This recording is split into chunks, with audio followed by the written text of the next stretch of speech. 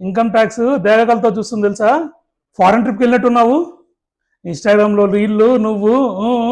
అవునరా, మొన్నే రిటర్న్ వచ్చాను. చాలా టైర్డ్ అయిపోయాను. 1 month అయిపోయింది ఇప్పటికే. అవును, నువ్వు ట్రిప్ ఎక్స్పెన్స్ చేసినప్పుడు నీకు టీసీఎస్ కట్ చేశారు, అంటే ట్యాక్స్ కట్ చేశారు. చూసుకున్నావా? ట్యాక్సా? నాకెందుకు? అవును మామా, నువ్వు ఫారెన్ ట్రిప్ వేస్తుంటే నీ పేరు మీద టీసీఎస్ కట్ చేస్తుంటారు. ఓ అలానా? అది నాకు లాసేనా మొత్తం? అది లాస్ కాదురా బాబు.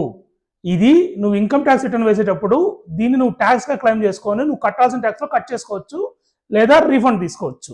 ఎందుకు అసలు ఇది నాకు?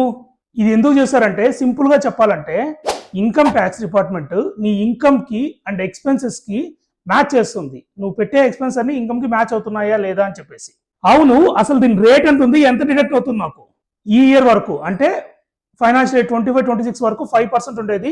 ఈ బడ్జెట్లో 26-27లో 2% అయింది టీసీఎస్ రేట్.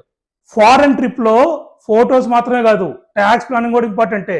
నీకు లేని ఇన్కమ్ చూపించావో అయినట్టే నీ పని. 26-27లో ఫారెన్ ట్రావెల్ ఎవరు చేసినా సరే మీ ట్యాక్స్ చెక్ చేసుకోండి, ఫైల్ చేసేటప్పుడు రిటర్న్ క్లెయిమ్ చేసుకోండి. Thanks for watching.